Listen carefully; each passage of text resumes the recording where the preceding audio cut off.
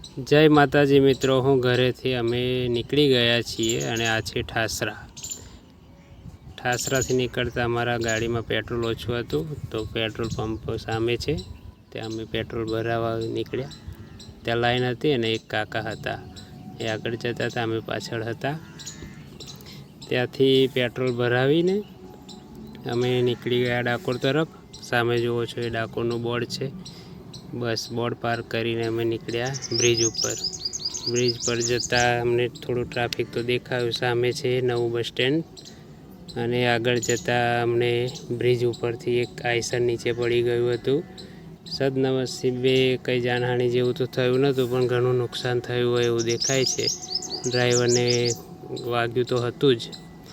બસ એ જોતાં જ અમે ત્યાંથી પછી નીકળ્યા। ઘણું ટ્રાફિક હતું એટલા માટે, કારણ કે અમારે જવાનું હતું હોસ્પિટલ।